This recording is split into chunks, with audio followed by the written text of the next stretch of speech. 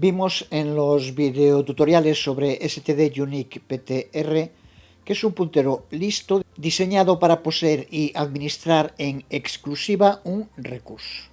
Pues std-shared-ptr, otro puntero listo, está destinado a resolver situaciones en las que necesitamos múltiples punteros listos que sean copropietarios de un recurso.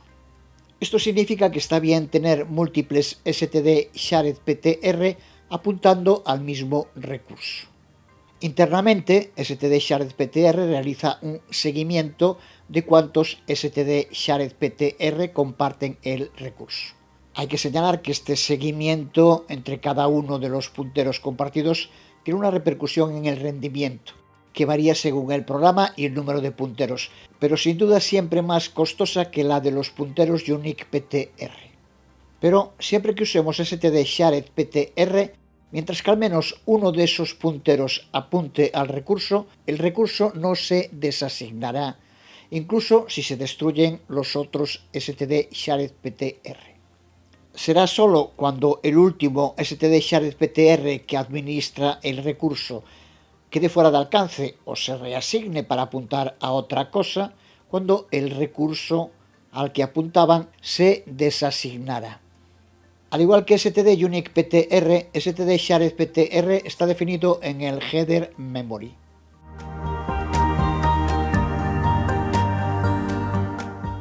En este código volvemos a usar la clase recurso.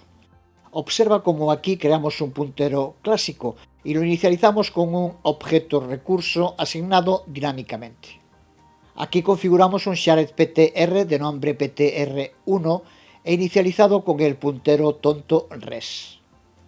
Ahora, dentro de un bloque anidado, para poder probar su comportamiento, usamos el constructor por copia para crear un segundo std-shared-ptr de nombre ptr2, que inicializamos, observa, es importante, con ptr1. Veremos por qué es tan importante en un momento. Los dos punteros ahora apuntan al mismo recurso, pero cuando finaliza el bloque, el shared-ptr, ptr2, sale de alcance y se destruye. Pero el recurso no se desasigna, porque ptr1 todavía sigue apuntando a él. Cuando ptr1 salga de alcance y compruebe que ya no hay más std-shared-ptr administrando ese recurso, entonces sí que el recurso es desasignado. Pero observa que esto ocurre porque hemos creado un vínculo entre estos dos punteros shared-ptr, y lo mismo si fueran más de dos. Para crear ese vínculo tenemos que crear los nuevos punteros compartidos a partir de los ya existentes. Es imprescindible, porque veamos lo que pasa si no lo hacemos así.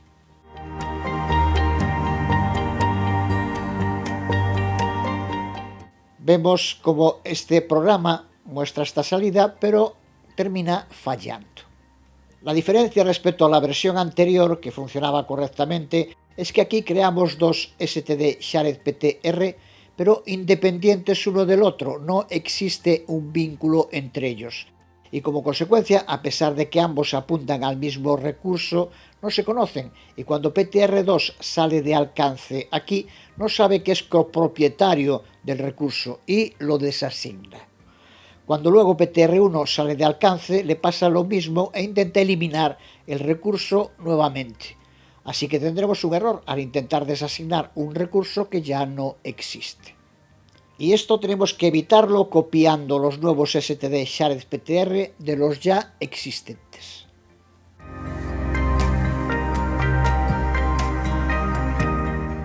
Ya hemos visto std-make-unique, una función que puede usarse para crear punteros std-unique-ptr desde C++14. Pues std-make-shared puede y debe usarse para crear punteros std-shared-ptr, opción que además está disponible ya desde C++11. Vamos a reconvertir el código anterior usando std-make-shared.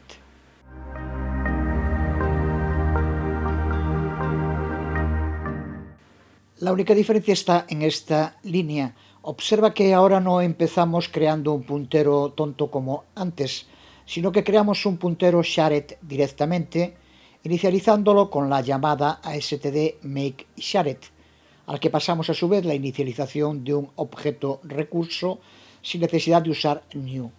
Luego podemos crear otros punteros que copiamos a partir de este. Observa que con el uso de std make shared no necesitamos usar en ningún caso std shared ptr, porque el puntero que crea std make shared siempre es un puntero de ese tipo, y las copias posteriores que hagamos de él, como aquí, también lo son. Las razones para usar std make shared son las mismas que las de std make unique. Pero para punteros compartidos el uso de esta función es incluso más simple y seguro, y también con una repercusión positiva en cuanto al rendimiento. Para entender por qué, debemos profundizar en la semántica de std shared ptr y cómo lleva a cabo el seguimiento de los punteros que apuntan a un recurso determinado. Si volvemos a la raíz de lo que hemos estado viendo, sabemos que std unique ptr es un objeto tuneado para funcionar como un puntero, y que por eso siempre tiene que tener como miembro un puntero clásico C++, junto con varias sobrecargas de operadores para administrarlo. Pero los punteros std shared ptr necesitan internamente dos punteros en lugar de uno. Un puntero apunta al recurso que se está administrando, de modo similar a los unique ptr, pero shared ptr necesita un segundo puntero que apunta a un bloque de control, que es un objeto asignado dinámicamente al instanciar un puntero shared ptr y que rastrea un montón de cosas, incluida la cantidad de std shared ptr que apuntan al mismo recurso. Cuando creamos un std shared ptr a través de un constructor std shared ptr, como hicimos en el primer ejemplo, la memoria para el objeto administrado, que en general se pasa, como hicimos también en este primer ejemplo, y el bloque de control que crea el constructor de std shared ptr se asignan por separado. Sin embargo, cuando usamos std make shared, esto se optimiza en una sola asignación de memoria, lo que conduce a un mejor rendimiento. Esto explica también por qué una vez que tengamos creado un puntero std shared ptr, no podemos usar de nuevo std shared ptr, pero tampoco make shared para crear otro puntero que apunte al mismo recurso y que éste sea compartido, porque en ambos casos cada shared ptr asignará de forma independiente su propio bloque de control, lo que indicará que es el único puntero que posee ese recurso, lo que provocará los errores de desasignación que ya conocemos.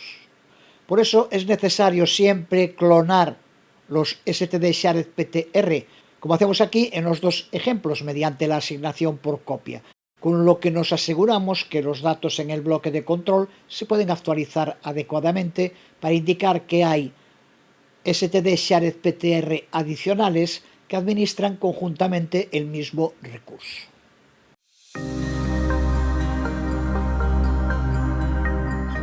Veamos algunas características especiales de los std shared ptr.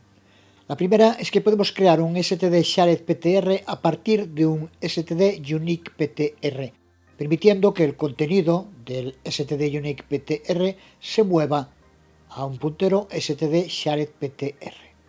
Aquí vemos distintas plantillas de función disponibles para std shared ptr, que incluye una plantilla de función para llevar a cabo la conversión. Podemos ver también en Stack Overflow algunos ejemplos prácticos de este tipo de conversiones. Sin embargo, no existe un modo seguro de convertir un std shared ptr en un std unique ptr.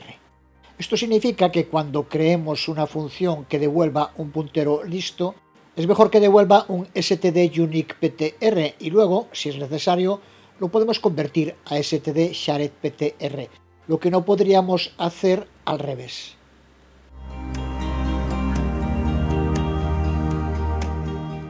Los std shared ptr comparten los mismos peligros que los std unique ptr respecto a su eliminación, si se asignan dinámicamente, por ejemplo. En el caso de los std shared ptr, además, el peligro se extiende a todos los punteros compartidos, porque si solo uno de ellos no se elimina correctamente, impedirá que el recurso apuntado sea desasignado correctamente. Decir también que desde C++20 podemos usar std shared ptr también con arrays. Por último, punteros listos y rendimiento. Cuando se habla de costos en programación, debemos tener siempre presente un principio incuestionable. En programación no existen abstracciones a coste cero. Esta excelente charla en la CPPCon de 2019 lo muestra con ejemplos muy claros. El uso de std unique ptr tiene un costo mínimo, como lo tiene el uso de cualquier puntero, que también es una abstracción. Solo en el caso de querer utilizar un tipo de delete personalizado, no el predeterminado, su costo aumenta.